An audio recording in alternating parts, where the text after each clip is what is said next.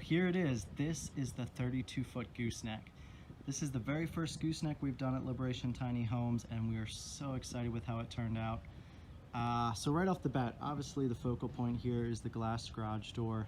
This is the first time we did a glass garage door and the first time we did a gooseneck, so there's a lot of firsts in this home, but we couldn't be happier with how it turned out.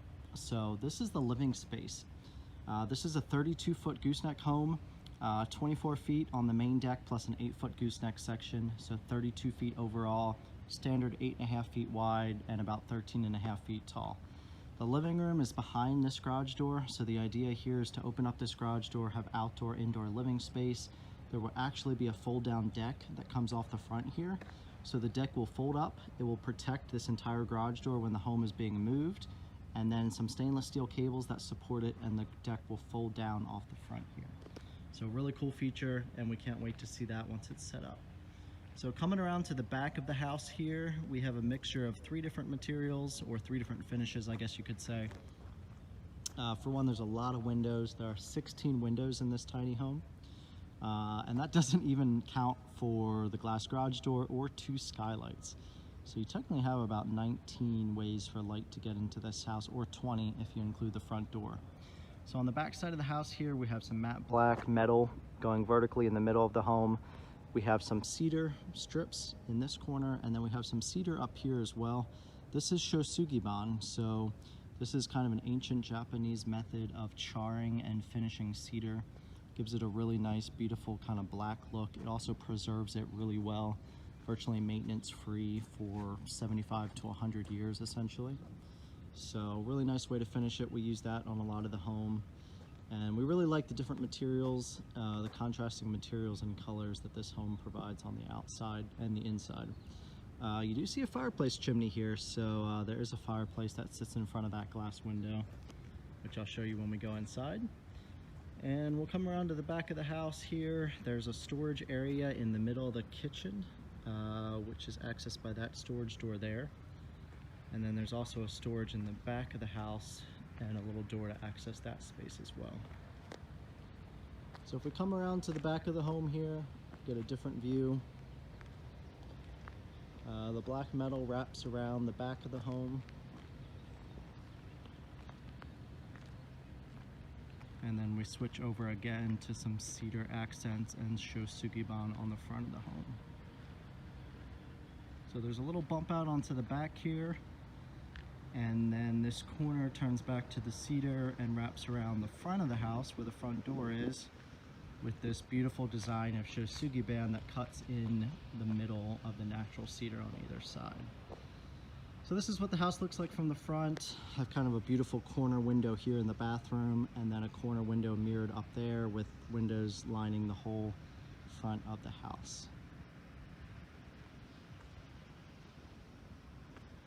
So again, this is 32 feet long, 8.5 feet wide, about 13.5 feet tall. And this is a gooseneck style trailer, which makes it easier to tow. It distributes the weight better, and also allows you to go larger than a traditional home.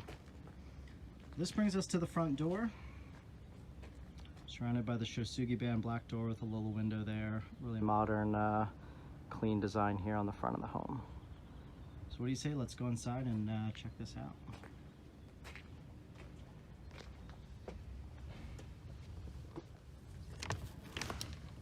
So the first thing you're going to notice when we walk into this door is the fireplace that sits directly in front of you. So this is a really beautiful Morso wood stove from Denmark. Has a storage platform underneath for wood, and then the actual fireplace right above that, and it sits right in front of this beautiful set of 2 windows, and the chimney goes directly through the ceiling.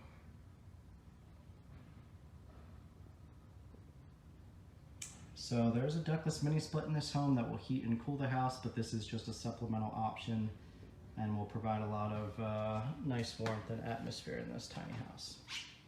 So we come inside the door here with a bank of storage cabinets that kind of welcome you right inside the door here. So these are really tall, really deep cabinets and holds a lot of stuff. So I know one of the most difficult things about a tiny house is finding room to put everything, and these cabinets definitely help with that. So there's a lot of storage inside here, some beautiful display shelves built into the corner, A really cool feature here that we worked with the client to design is a fold down desk.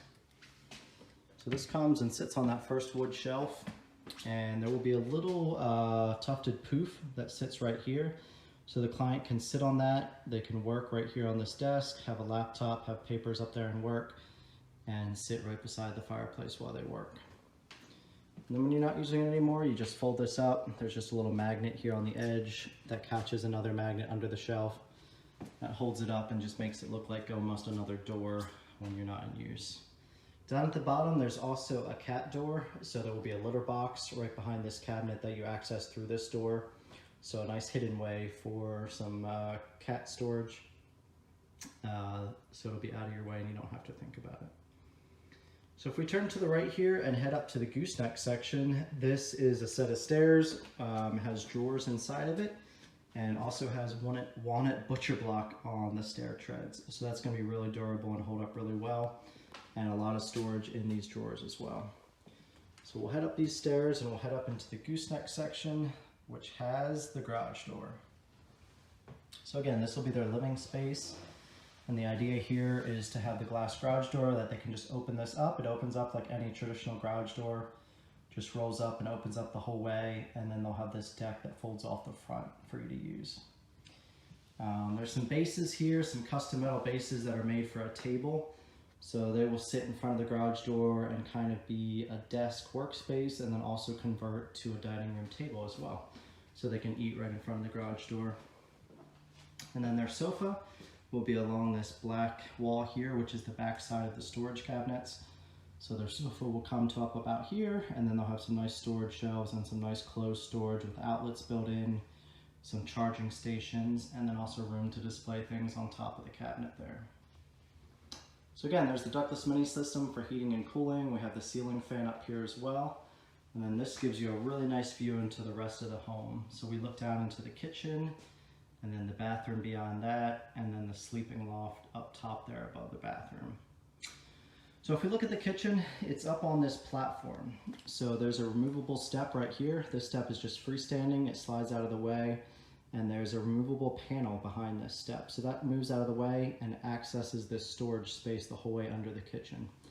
So this is really nice. This is an option for if you go more of an off-grid package. You have space for batteries, for solar panels, some water tanks if you want to put those under there. So something that a client might do in the future. It's not set up yet, but they might utilize it in the future. Otherwise, we have a galley style kitchen, almost mirrored on both sides here.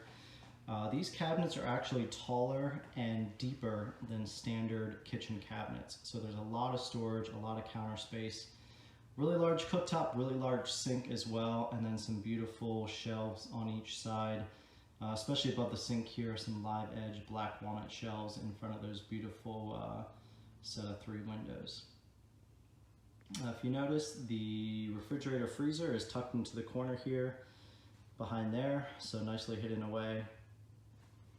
And let's go check out some of the features of the kitchen. So the nice thing about this house with the gooseneck level, with this storage in the kitchen, has lots of different levels and layers of interest. We also utilized a bunch of different colors and materials and different areas that catch your eye. So no matter where you look, there's always, your eye is always leading in a certain direction. And I think that helps the house feel larger as well, even though it is a 32-foot house. So a nice feature on the left side, opposite the refrigerator freezer here, is a pantry. So this is a really deep pantry with 4 slide out shelves. So a lot of food storage inside here. And then underneath is actually the combo washer dryer unit. So this is a great way to have a washer dryer, but that it doesn't sit exposed in the house somewhere. It's nicely hidden behind a door and you don't even know it's there. There's also a really cool feature. This is a pull-out island. So this whole section slides out here, and you have a nice countertop space, workspace, prep area. So if you're working in the kitchen, you can utilize that space when you need it, and then you can just slide it away when you're done with it. And it looks just like a cabinet drawer. And in fact, it does have a door down here, so this isn't wasted space. There's space in there for storage. This is a 4-burner cooktop here on this side of the kitchen, and then there will be a convection kind of toaster oven that sits on this shelf right here. All right, heading into the bathroom, we just go down another step and we go into the bathroom, and we see this full-size tub that sits in front of us. Have the toilet on the right side here, tucked into its own little corner.